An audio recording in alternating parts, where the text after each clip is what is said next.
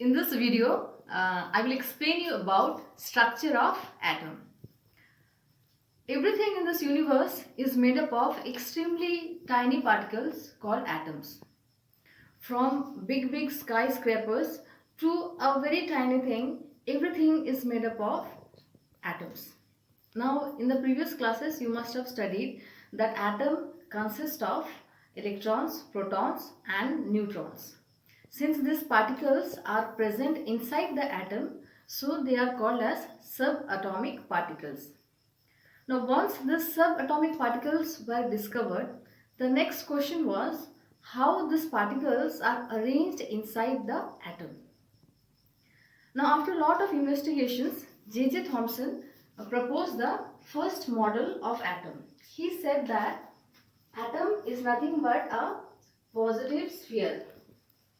Atom is a positive sphere and negative electrons are randomly embedded in it.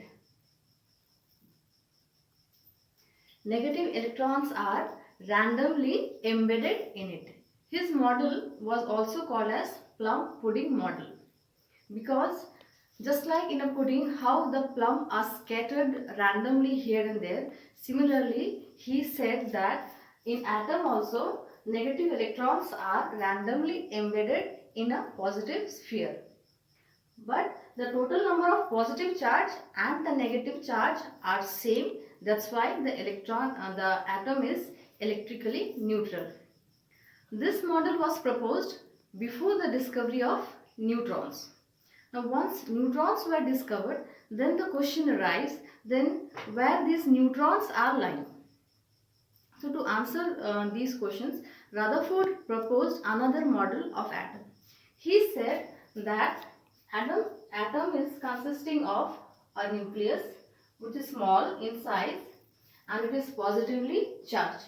This nucleus contains protons and neutrons.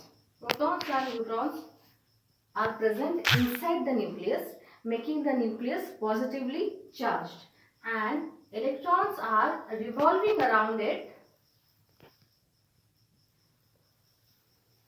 in circular orbits. These are electrons.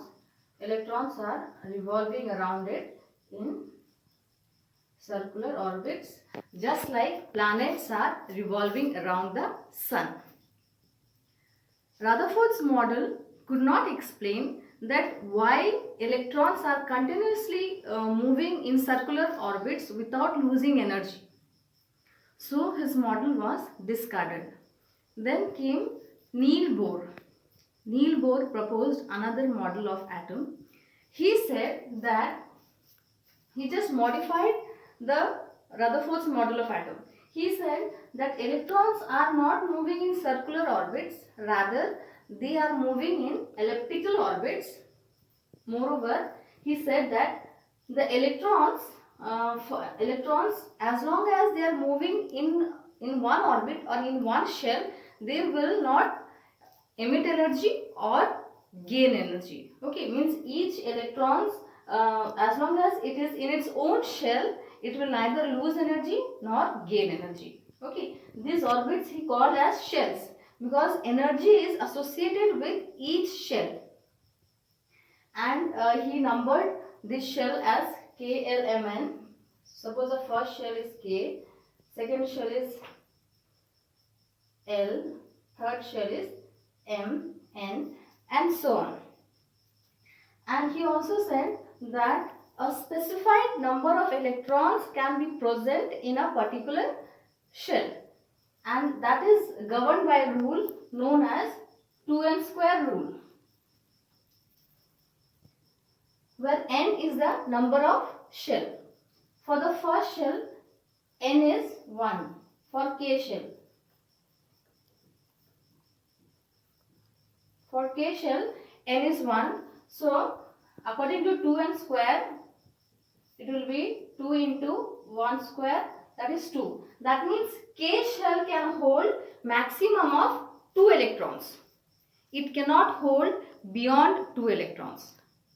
K shell is the first shell and it can hold maximum of 2 electrons. Then Suppose for L shell, n equals to 2. So according to 2n square rule, 2 into 2 square equals to 2 into 4, that is 8. So the second shell can hold maximum of 8 electrons. Similarly for third shell and fourth shell and so on.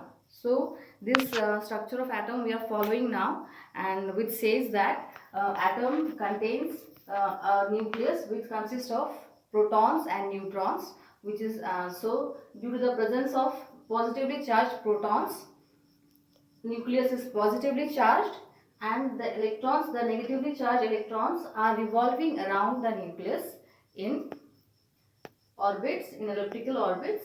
Okay, and there is a force of attraction between the electrons, the negatively charged electrons, and the positively charged protons.